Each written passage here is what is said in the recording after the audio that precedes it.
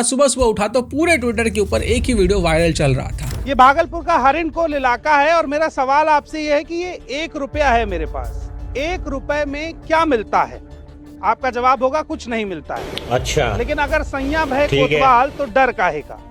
इसी हरिणकोला के आसपास इसी भागलपुर में सरकार ने 1020 एकड़ जमीन अडानी पावर ग्रुप को 1 साल के लिए 1 रुपए की लीज पर दी है। ये जमीन 30 साल की लीज पर दी गई है, यानी 30 रुपए में 30 साल तक 1020 एकड़ जमीन अडानी को सरकार देगी।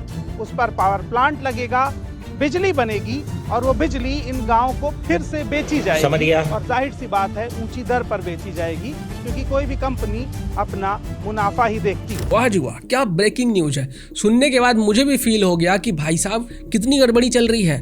किसी नेताजी ने अडानी को फोन किया होगा, कहा होगा कि भाई 9:30 बजे आ जाना, अगर जिंदगी में सच में कुछ करना चाहता है तो सुबह 9:30 बजे याद से आ जाना। बड़ी मुश्किल से तुम्हारे लिए टाइम निकाला हूँ, सुबह 9:30 बजे बिहार आ जाना। मतलब इतना सीधा साधा, इतना भोलापन कि हर एक आम आदमी का खून खौलने लगेगा। और इनका यही मकसद है कि लोगों को गुस्सा दिलाओ, उनको कंफ्यूज करो और जो असली न्यूज है उनसे इनको दूर रखो। लेकिन जो असली कहानी है ना, वो इतना भी ज्यादा सिंपल नहीं है, इसलिए आज मैं आपको असली कहानी बताऊंगा। और आप देखिएगा कि कितने बेवकूफ, गवार और जाहिल लोग भरे पड़े हैं, जिनको पता नहीं किस दुनिया से ये लोग आए हैं, किस IQ लेवल के ये लोग हैं कि मतलब जो कुछ पप्पू खाता है, टट्टी कर देता है, उसी टट्टी को उठा के ये लोग खा लेते हैं और फिर उसी को अपने बाकी के चमचों में भी बांट देते हैं। अगर इनका पप्पू कह देगा कि ये जो टट्टी है ना वो सोने की है, तो ये इसको उठा के उसका लॉकेट बना के भी पहन लेंगे। मैंने कुछ वीक्स पहले ही जब एक वीडियो बनाया था, उसमें कहा था कि देखना ये लोग पक्का इसके ऊपर प्रोटेस्ट करेंगे कि हमारी जमीन को ले लिया गया है, जबरदस्ती हमारी जमीन को छीन लिया गया है और बहुत चीप रेट पे अडानी को जमीन दे दिया गया है। और वही चीज आप देखिए देखने को मिल रहा है। ये लोग हमेशा से सिर्फ एक ही चीज रिपीट करते आ रहे हैं, जो पूरा सच होता है ना वो नहीं दिखाते हैं, सच का सिर्फ एक पार्ट दिखाते हैं ताकि लोग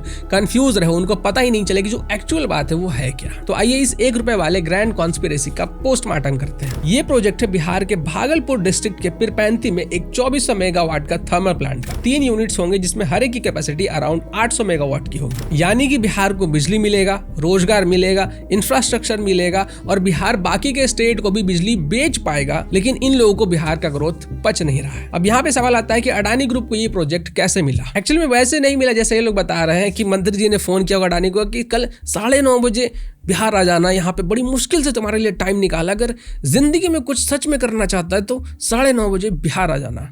ऐसे नहीं मिला है, ये टेंडर मिला है बिडिंग प्रोसेस के through. Bihar state power generation company limited ने एक tariff based competition bidding process रखा था और अडानी पावर ने सबसे कॉम्पिटिटिव रेट कोट किया और ये टेंडर जीत लिया। मतलब कोई सेटिंग नहीं थी, कोई फोन कॉल नहीं गया, सिर्फ और सिर्फ ट्रांसपेरेंट बिडिंग प्रोसेस था। अब ये बात इन गधों को कौन समझाया जो कि सिर्फ हेडलाइन पढ़ के जश्न मनाने लगते हैं। और अब आते हैं उस 1 रुपए वाले मजाक के ऊपर कि 1 रुपए में 1 एकड़ जमीन 1 साल के लिए अडानी को दे दी गई है। लगता है कि इन गवारों को ये पता नहीं है कि दुनिया के अंदर जो टेंडर का प्रोसेस होता है वो आखिर चलता कैसे है। ये टेंडर की एक स्टैंडर्ड कंडीशन थी और जो भी कंपनी इस टेंडर को जीतती उन सभी के लिए ये जो कंडीशन था वो सेम रहने वाला था। कोई भी ग्रुप अगर इस टेंडर को जीतता उसको भी 1 एकड़ का 1 रुपए के हिसाब से ही टेंडर मिलने वाला था। फिर वो चाहे टाटा हो, रिलायंस हो या फिर खुद कांग्रेस वाले ही क्यों ना इस बिडिंग प्रोसेस में अपना कंपनी खोल के बैठ जाते हैं, उनके लिए ये कंडीशन सेम रहता। और एक और बात जो शायद इनके भेजे में कभी नहीं घुसेगी या फिर घुसा भी होगा तो इन्होंने सोचा होगा कि इनके चेले चपाटों के भेजे में कभी नहीं घुसने वाला है, वो ये है कि ये जो जमीन है इसका ओनरशिप कभी भी किसी कंपनी के पास नहीं जाता है, या फिर वो अडानी ग्रुप हो या कोई और भी कंपनी क्यों ना हो उसके पास ओनरशिप कभी नहीं जाएगा। इस जमीन की जो ओनरशिप होगी वो हमेशा से ही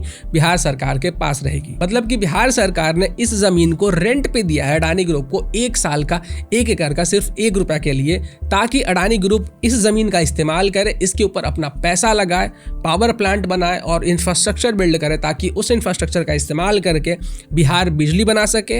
अपने लोगों को तो दे ही सके बिजली भाई, साथ में जो बाकी के आसपास के जो राज्य वगैरह है उनको भी बिजली दे सके। और हाँ, अगर किसी को इस बात का डाउट है कि 1 रुपए पे ही क्यों दिया गया भाई, 2 रुपए पे क्यों नहीं दिया गया, 2000 रुपए पे क्यों नहीं दिया गया, भाई ये स्टैंडर्ड कंडीशन होता है, ये चीजें फॉलो की जाती है, अक्सर से फॉलो की जा रही है। बहुत सारे केसेस में तो ₹1 से भी कम में जमीन दी जा चुकी है। और ये जो ₹1 करके चिल्ला रहे हैं ना, क्या इन्होंने कभी ये देखा या कभी सुना है कि जो कांग्रेस के शासित राज्य है वहां पे भी ऐसे कई बार प्रोजेक्ट्स दिए जा चुके हैं। मध्य प्रदेश में जहां पे कांग्रेस की सरकार रह चुकी है, फिर चाहे आप राजस्थान की बात करो, फिर चाहे आप छत्तीसगढ़ की बात करो, इन जगहों पे भी जब कंपनीज को जमीन दिया जाता है तो ऐसे ही लीज पे दिया जाता है। एक ये जो वर्ड है ना लीज, ये लीज वर्ड आज तक इनको लगता है समझ में ही नहीं आया। खैर, जो व्यक्ति आटा लीटर में खरीदता हो उसके फॉलोअर से आप क्या उम्मीद करेंगे। तो ये कोई स्कैम नहीं, एक स्टैंडर्ड पॉलिसी है भाई। सरकारें इसका इस्तेमाल करती ताकि इन्वेस्टर्स को अट्रैक्ट किया जा सके अपने स्टेट के अंदर, ताकि वो इन्वेस्टर्स आए और उनके स्टेट के अंदर इंफ्रास्ट्रक्चर बनाए। मतलब मुझे इस बात की हैरानी है कि जब झारखंड के अंदर या फिर छत्तीसगढ़ के अंदर अडानी ग्रुप को प्रोजेक्ट मिला था, कांग्रेस और उन्हीं के पार्टियों की समर्थन वाली गवर्नमेंट थी, तो इन्होंने कभी कुछ नहीं बोला। लेकिन बात जैसे ही बिहार की आई कि बिहार के अंदर अडानी ग्रुप इंफ्रास्ट्रक्चर बना रहा है, तब इनको चनूने काटने लगे कि भाई बिहार डेवलप कैसे करेगा। अगर बिहार डेवलप कर जाएगा तो फिर हमें चीप लेबर कैसे मिलेगा। अब कुछ लोग सोच रहे हैं कि यार रेट तो बहुत ज्यादा है, ₹6 रेट कौन लेता है। लेकिन क्या आपको किसी ने बताया कि और भी बाकी की जो स्टेट है वहां पे भी रेट ऑलमोस्ट इसी हिसाब से रहता है। मध्य प्रदेश की बात कर लीजिए या बाकी स्टेट की बात कर लीजिए, तो ये जो रेट है ना वो मार्केट के स्टैंडर्ड के हिसाब से ही है। और अब आते हैं पेड़ों के बात के ऊपर। इन्होंने फेक न्यूज का जाल बिछा दिया कि पेड़ काट दिए जाएंगे भाई, 10 लाख पेड़ काट दिए जाएंगे।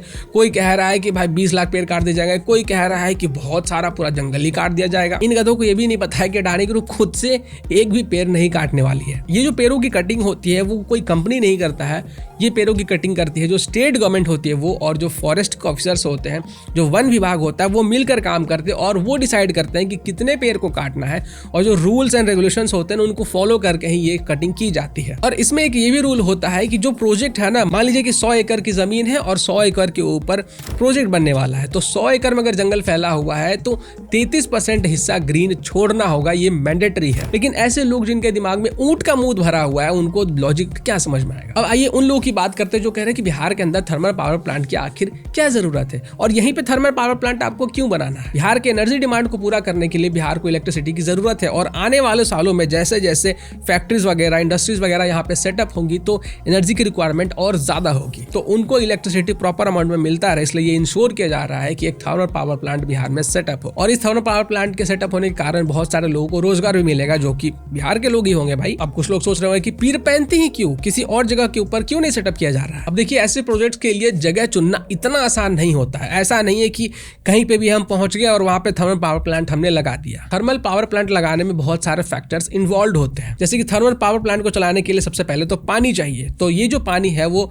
बगल की गंगा नदी से ही मिल जाएगा। इसके साथ साथ आसपास में कोयले के माइंस भी चाहिए ताकि कोयले आसानी से थर्मल पावर प्लांट तक पहुंच जाए, जिसके कारण की जो ट्रांसपोर्टेशन का कॉस्ट हो वो कम हो, और जो इलेक्ट्रिसिटी बनाया जाएगा वो कम रेट पे बनाई जाए ताकि लोगों को कम रेट पे प्रोवाइड की जा सके। अब इनकी अपने टेन्योर के दौरान बिहार को तो कभी डेवलप होने नहीं दिया, और अब जब बिहार डेवलप होना चाह रहा है, इंफ्रास्ट्रक्चर बनाया जा रहा है, इन्वेस्टर्स को अट्रैक्ट किया जा रहा है, तब ये लोग अलग लेवल का लॉजिक के साथ आ गए हैं कि बिहार को लूटा जा रहा है। इन लोगों ने कसम खाया हुआ है कि ना कभी प्रगति करने देंगे बिहार को, ना अगर कोई उसे प्रगति करने की राह पे ले जाएगा तो उसको करने देंगे। इन लोगों के ऐसी हरकत के कारण ही कोई भी इंडस्ट्री, कोई भी बिजनेसमैन बिहार के अंदर ना तो इंडस्ट्री सेटअप करना चाहता है, ना ही बिहार के अंदर इन्वेस्ट करना चाहता है। और अल्टीमेटली ये लोग अपने राजनीतिक गोल के लिए बिहार को हर बार पीछे ढकेलने की कोशिश करते रहते हैं। जिन्होंने भैंसों का चारा तक नहीं छोड़ा, कन्विक्ट हुए, जेल गए, लेकिन जेल से डिजीज का बहाना लेकर बेल पे बाहर आ गए और बाहर आकर राजनीति कर रहे हैं। क्या आप इन लोगों से कभी भी डेवलपमेंट या फिर इंफ्रास्ट्रक्चर एक्सपेक्ट कर सकते हैं?